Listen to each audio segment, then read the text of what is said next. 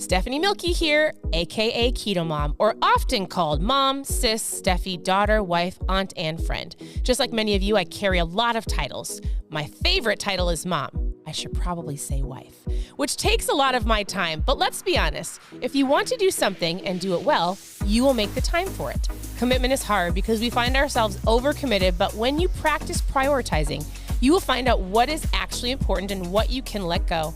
With the KetoMOM podcast, you will learn together how to manage our time, commit to the most important things in life, and I will equip you with the tools you need to feel qualified each step of the way.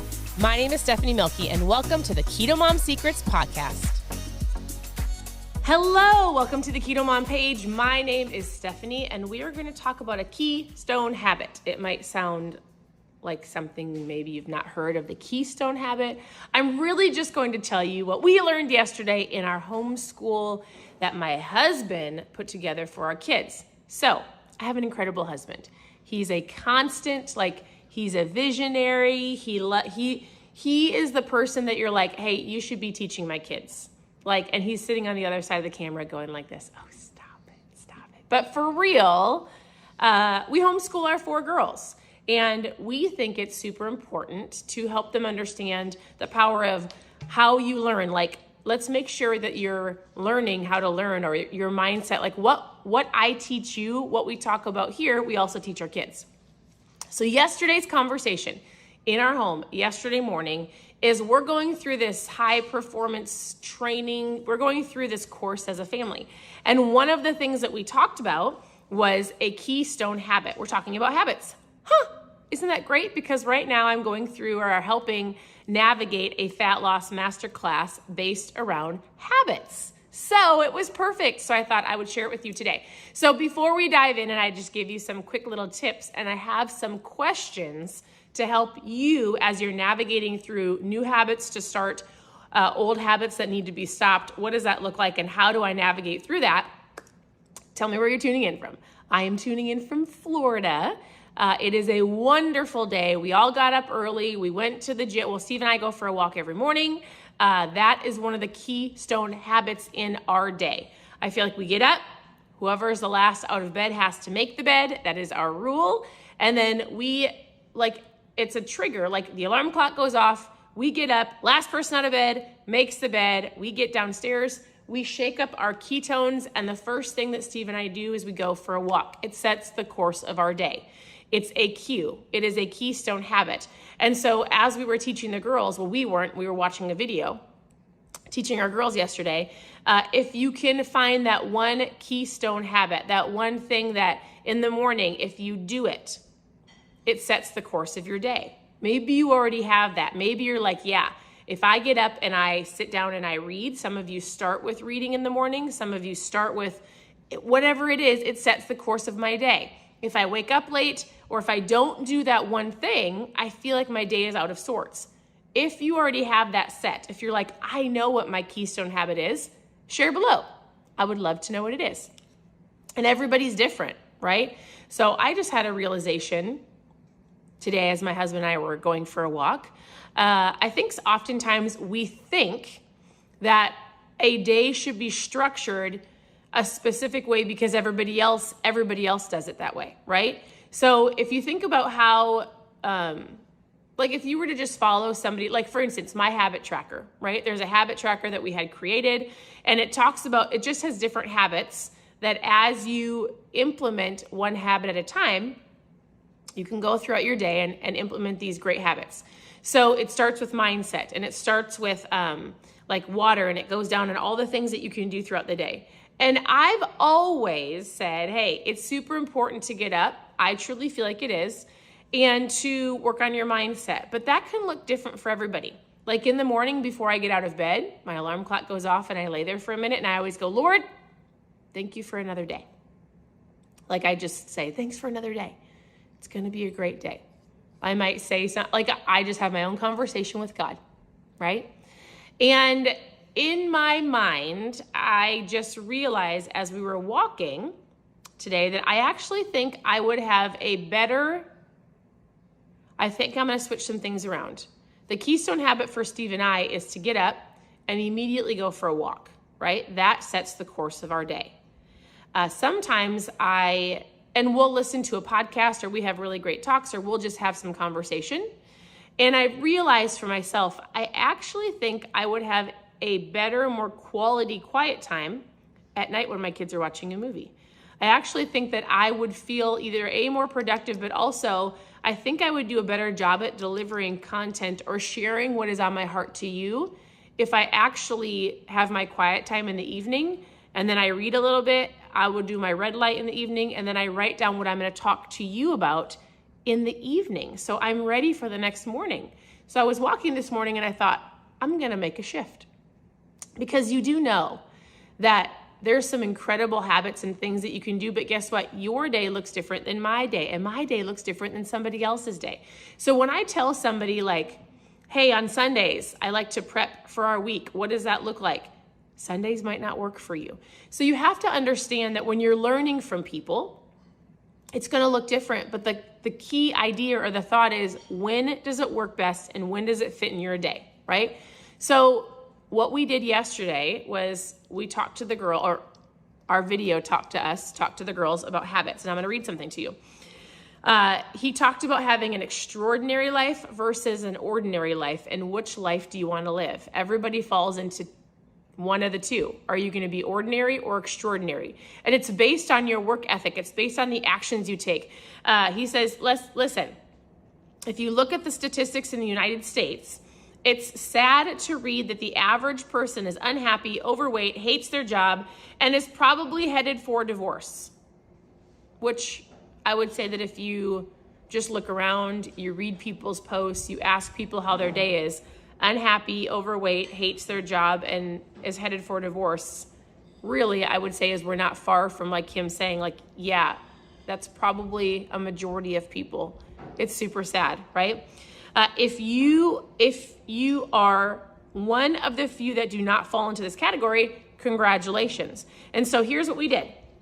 We had the sheet and we had the girls look at it. It says extraordinary versus ordinary, and it's based on the actions that you take. What does it mean to lead an extraordinary life? It's based on, do you want to be healthy? Do you want to be happy? Do you want to have a good marriage? Do you want to have an extraordinary relationship with your kids? It takes work.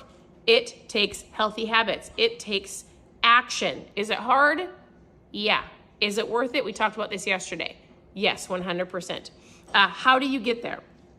So he said, oftentimes people hear a habit and they'll go, well, I have to go to the gym.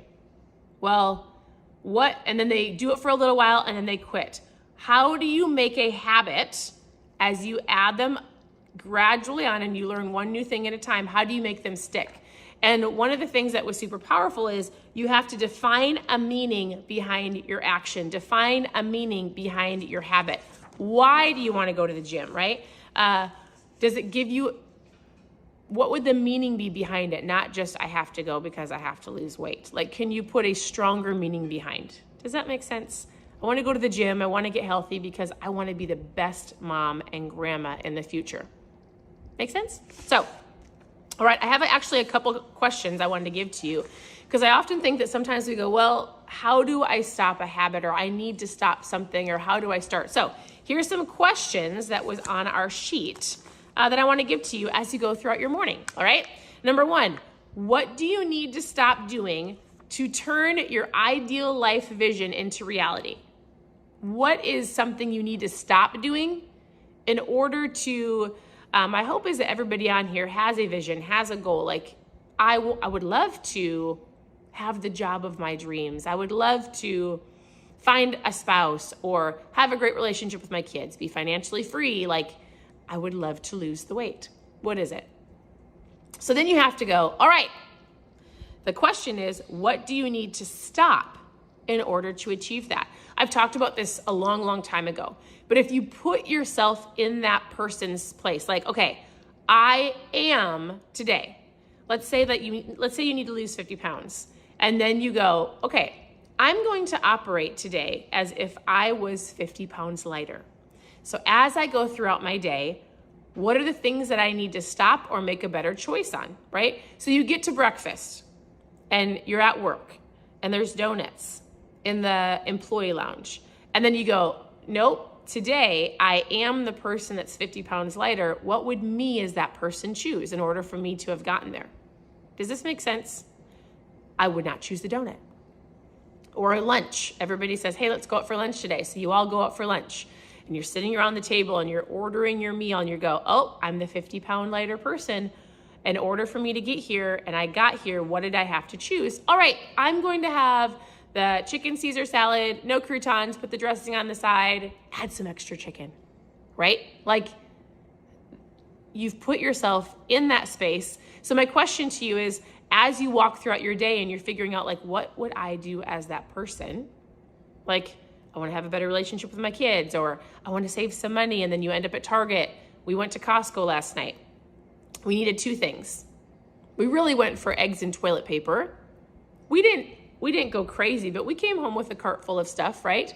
But how many of you find yourself going, I need to save some money, and then you end up at Target and then you walk out with not just the one thing you needed, but the 25 things, right?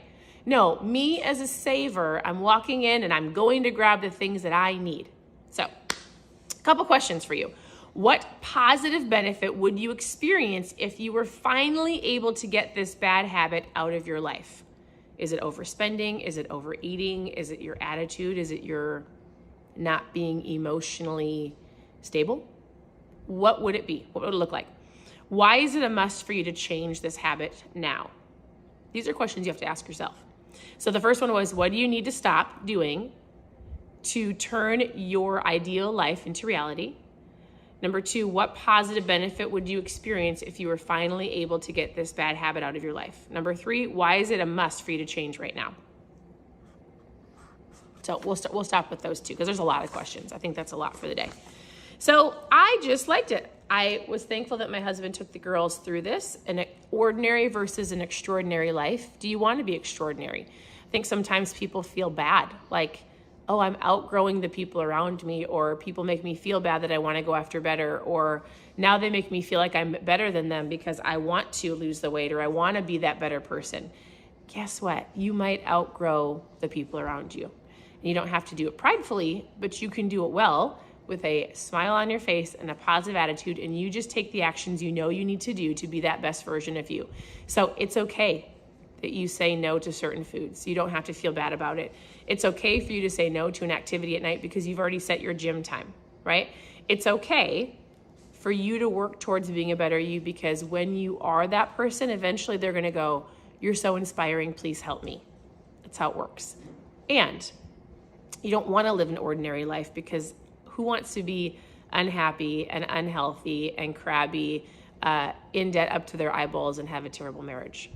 That's not what anybody wants, but it's what happens. You fall into that if you do not take action and change the bad habits and work on implementing good ones. You fall into ordinary, you've got to work towards extraordinary. So that is the thought I wanted to leave with you today. I thought it was super powerful. Our morning has gone well. We were adaptable. Did I already say we got kicked out of the gym this morning? In a nice way. Steve and I, with our morning cue, which is the first thing that we do going for the walk, and then the girls have said, hey, we want to get up and go to the gym in the morning to set our day. So our older girls are like, if we work out in the morning, we'll have the best day. So I said, all right, get up. The first cue was the alarm clock. They had to get up because they like to sleep in because we homeschool. We went to the gym as a family, and today was the first day we got booted from the gym because our youngest isn't quite old enough. Long story, and I'm not going to go into it. I totally get it. There's certain people that will allow it and certain people that won't. So we just came home and we did a little workout with them at home, and the older girls stayed there. We were adaptable. That is another lesson, right? Being adaptable. My oldest daughter said, hey, Mom, you actually handled that well. You didn't even give the girl behind the counter a hard time. And I said, thanks. Normally I might push a little bit. And I said, I didn't want to get the guy that actually lets us come to the gym in trouble. So we just said, all right, we'll just leave. It's totally fine. So anyways, adaptability. EQ is super important. I hope you guys have a wonderful day. I want to say thank you for tuning in. Hey, I'm sending out trials today, so we're packing these babies up and getting them in the mail. If you've never tried ketones, post trial in the comments and we'll chat about my mom fuel or dad fuel, anybody fuel. This is one of the habits I do every single day. no matter what. The worst thing about ketones is if I were to somehow miss them. You would say I couldn't live without coffee. I would say I drink ketones and I go for a walk every single day. It sets the course of my day. What is one keystone habit that you should start or you do? Any suggestions that you do? And well, I don't want somebody to follow your exact morning, but I want people to have an idea of how their morning can look like or something that would help them set the course of their day. So I hope you have a wonderful day. Post trial in the comments if you want to give these a shot. We'll talk to you guys very soon. Bye.